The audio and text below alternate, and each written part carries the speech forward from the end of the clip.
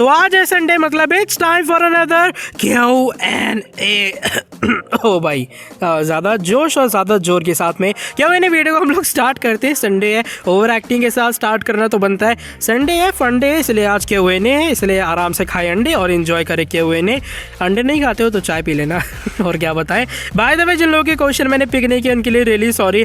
और है काफ़ी ज़्यादा क्वेश्चन पूछे गए हैं, इसलिए लंबी चौड़ी थोड़ी वीडियो होने वाली है। और शुरू करते वीडियो को। और सही में आज इस लाइन का मीनिंगफुल मीनिंग है। So without wasting any time let's begin this video. तो जो पहला क्वेश्चन है वो इस बार आदर्श कांत की तरफ से है सामने। Is there is any chances that the Rock return in Survivor Series during in the match between Roman and Biggie? You will this will cost Roman his match and this will a good start for the feud between Roman and the Rock. अब देखो, अगर WWE survivor series के अंदर the rock को बुलाती है, इसका मतलब ये होगा कि WWE को ये फ्यूड काफी जल्दी करवाना है। और अगर द रॉक के कारण बिगी रोमन को हराते हैं, इसका सीधा सा मतलब ये कि रोमन छोड़ने वाले नहीं है द रॉक को। लेकिन एक्चुअल में सर्वाइवर सीरीज में ऐसा कुछ भी नहीं होने वाला है। एक अपीयरेंस हो सकती है, एक प्रोमो हो सकता है, एक छोटा सा स्टेयर डाउन हो सकता है। मान लो जैसे द रॉक ने अपना प्रोमो खत्म किया, वो जा रहे हैं बैक स्टेज के ऊपर, अब मेन इवेंट स्टार्ट होने वाला है, वहां से रोमन आएंगे, तब दोनों के बीच एक फेस टू फेस हो सकता है। ऐसा नहीं होगा कि भैया द रॉक आएंगे, कन्फ्रंट करेंगे, चैलेंज करेंगे, ये सब नहीं होने वाला है। क्योंकि रेसलमेनिया 38 में रोमन ब्रॉक की जो राइवलरी, जो फ्यूड है, वो दिखाई देगा,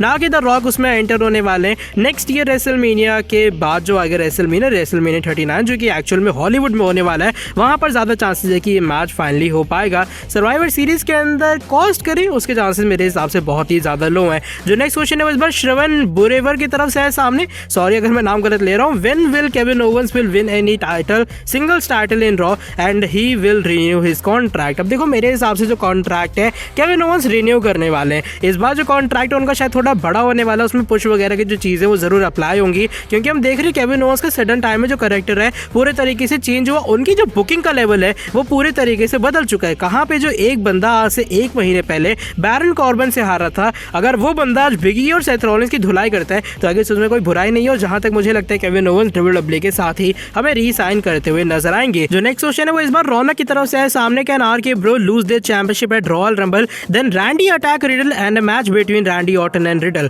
तो देखो, मेरे हिसाब से अगर रॉयल रंबल के अंदर ये लोग चैंपियनशिप हारते हैं तो इसका डायरेक्ट वे में, सीधा वे में ये मतलब है कि रेसलमेनिया के अंदर मैच होगा। अगर रॉयल रंबल या फिर रेसलमेनिया से पहले इनके पास चैंपियनशिप रहती है तो डेफिनेटली रेसलमेनिया के अंदर इनका मैच नहीं होने वाला। जो WWE है, इनकी टैग टीम को और भी ज्यादा लंबा ले जाने वाली है। अब चांसेस थोड़े कम लगते हैं, लेकिन हाँ, फिर भी रैंडी ऑर्टन के मूड का भरोसा नहीं, कब वो RKO लगा देगा। चैंपियनशिप हारते हैं तो मेरे हिसाब से डेफिनेटली मैच तो होने वाला है। जो नेक्स्ट क्वेश्चन है वो अरबाब अंसारी की तरफ से है सामने। क्या कोई बिग सरप्राइज रिटर्न हो सकती है सर्वाइवर सीरीज में? वो 5th सुपरस्टार ज्वाइन करेगा टीम स्मैकडाउन को, जिससे टीम स्मैकडाउन रॉ की तरह स्ट्रांग हो जाएगी। अब देखो, आपको याद होगा एक बार जो 5th मेंबर है स्मैकडाउन की टीम का, वो WWE ने आखिरी टाइम पे अनाउंस किया था, वो थे जॉन सीना। लेकिन मेरे हिसाब से इस ईयर ऐसा होने नहीं वाला। हाँ, मेरे दिमाग में एक नाम आ रहा है, वो सामोआ जो का है। कि क्या ऐसा हो सकता है कि सामोआ जो मेन रोस्टर में आ जाए? क्योंकि सामोआ जो को WWE ने NXT से निकालने का जो एक और रीजन बता रहे थे वो ये कि उनकी एज थी और WWE ज्यादा एज वालों को रखना नहीं चाहती NXT 2.0 के अंदर। वो चाहती है यंगर टैलेंट्स को, ताकि उन्हें ज्यादा पुश मिले,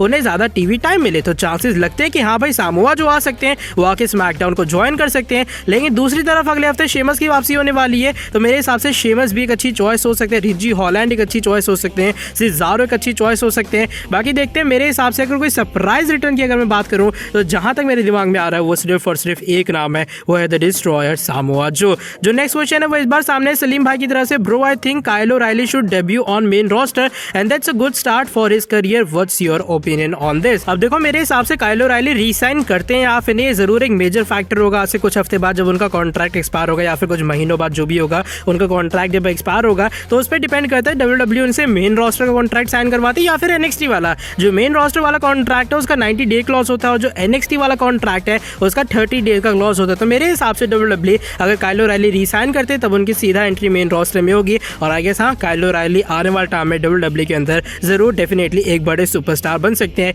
जो नेक्स्ट क्वेश्चन है वो इस बार मोहित रॉय की तरफ से है सामने। आपके कॉलेज में आपको कोई पसंद आया क्या? हाँ कि ना जवाब देना अगर हो सके तो। और उसके बाद ये लोग पूछते हैं कि मेरे एग्जाम में नंबर क्यों नहीं आते, मैं पेपरों में फेल कैसे हो जाता हूँ। लॉन्डो, पढ़ाई पे फोकस करो यार, तभी तो इंडिया पीछे है। मैं क्या बताऊँ, मेरा भाषण देने का यहाँ पर मन कर रहा है, लेकिन चलो भाषण कभी और देंगे। सुधर जाओ, अभी भी मौका है, भगवान मौका दे रहा है, सुधर जाओ, मेरे प्रवचन सुन लो, सुधर जाओ। और ये सब दुनियादारी की बातें। बाय द वे बढ़ते हैं नेक्स्ट क्वेश्चन की तरफ, और नेक्स्ट क्वेश्चन इस बार अरहान शेख की तरफ से है सामने। क्या हुए नहीं अलर्ट? हेलो रोहन भाई, who will defeat Drew McIntyre in open challenge streak? तो आई गेस स्ट्रीक टूटने वाली नहीं है, मैकिंटायर खुद काफी जल्दी जो ओपन चैलेंज वगैरह का सीन है वो हमें बंद करते हुए नजर आएंगे। एज को कौन से मैच में WWE लेगी? अब मेरे हिसाब से सर्वाइवर सीरीज के बाद में भी वो एक नॉर्मल फ्यूड के अंदर पहले इन्वॉल्व होंगे और धीरे धीरे करके WWE रेसलमेनिया के अराउंड WWE टाइटल मैच में आगे सच को इंसर्ट करने वाली है। क्या WWE को कोई न्यू ब्रांड बना सकती है? आई गेस रॉ और स्मैकडाउन को संभाल ले, वही बड़ी बात होगी। स्मैकडाउन संभाल रहे, रॉ भी संभाल रहे, तो इनको अच्छी तरीके से मैनेज कर ले। NXT 2.0 तो अलग ही चल रहा है, तो हाँ WWE फिर भी काफी परफेक्ट रहेगी। अब न्यू ब्रांड मेरे हिसाब से आने वाली है नहीं। स्मैकडाउन की मेन सर्वाइवर सीरीज टीम के अंदर 5th मेंबर कौन सा होगा? क्या कोई सरप्राइज रिटर्न हो सकती है? तो इसके बारे में ऑलरेडी मैंने डिस्कस कर लिया है एज एंड सीना के अपोनेंट रेसलमेनिया 38 के अंदर। तो करंटली इसको लेकर तो कोई भी एग्जैक्ट न्यूज नहीं है। जो नेक्स्ट क्वेश्चन है वो इस बार आयुष शर्मा की तरफ से है सामने। Bro, when will Edge return and what will be the possible plans? By the way happy children's day to you Rohan भाई, तुम भी 10 साल के बच्चे हो। क्वेश्चन पिक कर लेना, वरना नहीं तो चिल्ड्रंस डे के दिन बच्चे का दिल तोड़ने का पाप लगेगा। तो क्वेश्चन पिक कर लिया, पाप शाप छोड़ो। हाँ कुछ तो होता होगा। चलो बाय द वे जो एज के बारे में अगर हम बात करें, मेरे हिसाब से एज जब वापस आएंगे वो जैसे मैंने कहा कील के खिलाफ पहले बुक किए जाएंगे और धीरे धीरे करके उन्हें रेसलमेनिया के अराउंड टाइटल पिक्चर के अंदर एंटर करवाया जाएगा। अब उनके एग्जैक्ट डेट एंड टाइम के होगा रिटर्न का अभी फिलहाल बता सकते हैं, कोई ऐसी रिपोर्ट आई नहीं है। आगे बस थोड़ा टाइम ऑफ लिया उन्होंने अपनी फैमिली के साथ स्पेंड करने के लिए, बेथ फीनिक्स के साथ, अपने बच्चों के साथ में, और काफी जल्दी आज आपको एक बार फिर से टीवी पर दिखाई देंगे। आगे सो सर्वाइवर सीरीज के बाद ही होगा। सर्वाइवर सीरीज के अंदर वो इन्वॉल्व नहीं है और यही शायद वो रीजन है कि उन्हें टीवी पर नहीं लाया गया। जो नेक्स्ट क्वेश्चन वो इस बार हसन भाई की तरफ से आए सामने। ब्रो, क्या रॉ स्मैकडाउन के जो सुपरस्टार्स है वो इन्वेड या फिर अटैक करेंगे एक दूसरे के ऊपर? और क्या जो WWE है वो न्यू डे और ब्लड लाइन के मैच के बारे में प्लान कर रही है और रोमन और जो ऊसोस है हमें कोफी और एक्सेवियर के ऊपर जैसा हमला करते हुए नजर आए? अब देखो मेरे हिसाब से जो WWE है वो सर्वाइवर सीरीज के अंदर सिंगल्स मैच की तरफ ही बढ़ेगी। ब्लड लाइन और न्यू डे का जो मैच है वो नहीं होने वाला है। उसका एक मेन रीजन ये है कि जो सर्वाइवर सीरीज शो है it's about raw versus SmackDown. हाँ, अगर जो पूरी की पूरी न्यू डे वो एक ब्रांड में होती है, वो रॉ में होती है या फिर स्मैकडाउन में, तो मान सकता था मैं ये मैच हो पाता।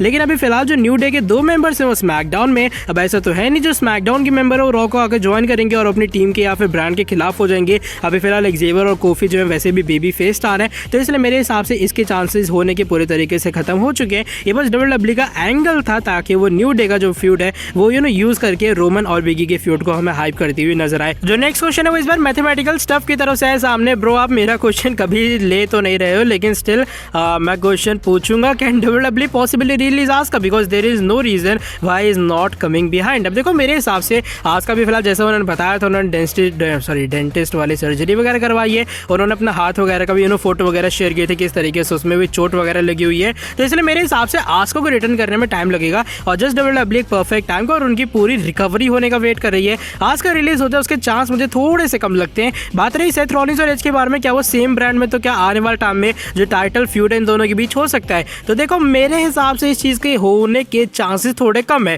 WWE ने सेथ और एज की जो राइवलरी उसे खत्म कर दी है। हाँ, ऐसा हो सकता है कि एक मल्टीमैन मैच हो रेसलमेनिया के अंदर WWE चैंपियनशिप के लिए और दोनों सेम मैच के अंदर हो, लेकिन दोनों के बीच एक सिंगल्स फ्यूड WWE चैंपियनशिप के लिए आई गेस इसके चांसेस बहुत ही ज्यादा कम है। अब बात आती है इनके फाइनल क्वेश्चन के बारे में, जो कि मेरे सेकंड चैनल यानी कि गेमिंग विद रोहन को लेकर है। मैंने कहा था कि मैं दिसंबर से उस पर लाइव स्ट्रीम करना स्टार्ट कर दूंगा। अभी तक वो कब होगी और क्या प्लान्स हैं? अब देखो सॉरी मैं बताना चाह रहा था इसके बारे में काफ़ी टाइम से, लेकिन दिसंबर में मेरे एग्ज़ाम होने वाले कॉलेज की तरफ से, और पता है ना अगर एग्ज़ाम में नहीं पढ़ूंगा तो WWE घर में हो जाएगी, तो इसलिए शायद सेकंड चैनल पे जो स्ट्रीमिंग वाली चीज़ है वो थोड़ी डिले हो सकती है। अभी फिलहाल मैं रेगुलर अपलोड्स भी नहीं कर पा रहा हूँ चैनल के ऊपर। उसका रीज़न ये कि इसके ऊपर 3-4 वीडियोज़ डालनी होती है, कॉलेज का पूरा काम मैनेज करना पड़ता है, तो बहुत लंबा चौड़ा प्रोसेस हो जाता है। तो मैं ट्राई कर रहा हूँ जल्दी से जल्दी एक बार फिर से अपने गेमिंग चैनल को भी एक्टिव किया जाए पूरे तरीके से। उसमें ऐसा होता है गलती से महीने 2 महीने में एक बार वीडियो आ जाती है, लेकिन मैं ट्राई करूंगा कि हर 2-3 दिन बाद या फिर हफ्ते में 4-5 बार एटलीस्ट वीडियो आ जाए चैनल के ऊपर। देखो भाई एनुअल टाइम में क्या होता है, लेकिन रियली सॉरी बस ये बताना चाहूँगा कि स्ट्रीमिंग में थोड़ा और टाइम लगने वाला है। मैंने यहाँ पे मेरे जो एरिया में कनेक्शन की दिक्कत है, ऊपर से भाई मेरे पास माइक वगैरह के थोड़ी बहुत इशू है, तो काफ़ी जल्दी सारी चीज़ों को सही करके हम लोग लाइव स्ट्रीम की तरफ बढ़ेंगे। जो नेक्स्ट क्वेश्चन है वो इस बार ओमकार भाई की तरफ से है सामने। तुझे क्या लगता है कि बिगी एक अच्छा चैंपियन है? अब देखो मुझे नहीं पता बिगी को हेट क्यों मिल रहा है।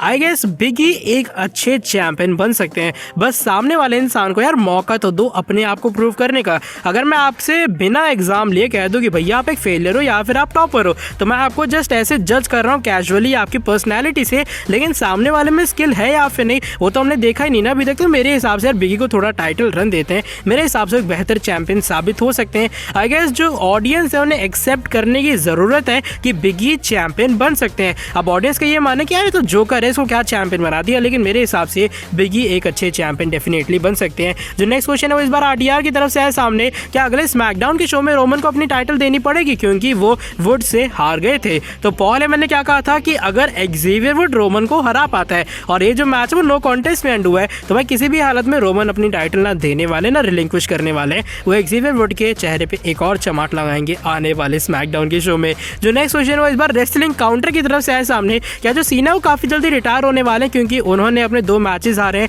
एक ब्रे वार्ट के सामने एक रोमन रेंस के सामने, और क्या आने वाले टाइम में जो सीना है वो 17 टाइम वर्ल्ड चैंपियन बनने वाले हैं। तो देखो बात रहती है रिटायरमेंट के बारे में, सीना ने एक बार नहीं बल्कि 10,000 बार का है कि वो कभी भी WWE से रिटायर नहीं होंगे। सीना ये बात एक बार नहीं बहुत बार कह चुके हैं, वो WWE के अंदर अब जीतने के लिए या फिर टाइटल जीतने के लिए वापस नहीं आते, वो WWE के अंदर वापस आते हैं एक बार फिर से उसी एनवायरनमेंट में जहां से उन्होंने शुरुआत की थी, एक बार फिर से WWE ऑडियंस के सामने, एक बार फिर से उन सुपरस्टार्स के साथ में जिनके साथ उन्होंने काम किए या फिर जो आने वाले टाइम में यंगर टैलेंट से WWE के। और बात रहती है ब्रे वार्ट और रोमन के बारे में, तो WWE चाहती ये थी कि भाई इनको पुश मिले, यही वो रीज़न है कि WWE ने सीना को यहाँ पर हरवा दिया। अब ऐसा नहीं कि सीना मना नहीं कर सकते हैं, वो कह सकते हैं भाई मैं वापस आऊँगा एक शर्त पे, अगर मैं वो मैच जीतूंगा अगर तुम लोग मुझे चैंपियन बनाओगे। लेकिन भाई सीना की यही खासियत है, वो चीज़ डिमांड नहीं करते हैं कि मुझे चैंपियन बनाओ वरना मैं आऊँगा नहीं, फलाना फलाना। एटीट्यूड सीना के डिक्शनरी में वर्ड आता ही नहीं है। और बात रहती है 17 टाइम वर्ल्ड चैंपियन बनने के बारे में, जहाँ तक मेरा दिल कहता है सीना एक ना एक बार जरूर अपने रिटायरमेंट से पहले चैंपियन बनेंगे। जो नेक्स्ट क्वेश्चन है वो इस बार अपना फाइनल क्वेश्चन है, ये यश भाई की तरफ से है सामने, क्या जो रोमन रेंज है वो रेसलमेनिया से भी एज यूनिवर्सल चैंपियन वॉकआउट कर सकते हैं? तो मेरा इसके लिए आंसर होगा हेल या। हाँ भाई रोमन रेंज जहाँ तक मुझे लगता है रेसलमेनिया 38 से भी अपनी यूनिवर्सल टाइटल के साथ जा सकते हैं। रेसलमेनिया 37 एक प्रूफ था कि WWE कुछ भी कर सकती है, और आई गेस रेसलमेनिया 38 में आई नो टफ कंपटीशन होगा इस बार। लेजनर, मैकिंटायर, सेथ रॉलिंस ये वो पॉसिबल अपोनेंट्स हैं, लेकिन जहाँ तक मुझे लगता है कि रेसलमेनिया 38 में जितना रोमन का हारने का चांस है टाइटल, उतना ही जीतने का भी होने वाले कि वो रिटेन करेंगे। इसलिए अभी फिलहाल मैं 50-50 कहूँगा, या रोमन रेंज वॉकआउट करेंगे एज यूनिवर्सल चैंपियन या फिर रोमन रेंज की वहाँ पर हार होगी और फाइनली यूनिवर्सल टाइटल होने वाली उनकी रेन खत्म। आज की लंबी चौड़ी के वीडियो बस यहीं तक थी। वीडियो पसंद आई तो लाइक कर देना नीचे वीडियो को। आई नो बहुत लोग बोर हो गए होंगे, काफ़ी लंबी चौड़ी होगी, थोड़ी पकाऊ वीडियो होगी, लेकिन फिर भी अगर पसंद आई लाइक कर देना। और मिलता हूँ आपसे आके नेक्स्ट वीडियो के अंदर काफ़ी ज़्यादा जल्दी। Till then bye bye, take care.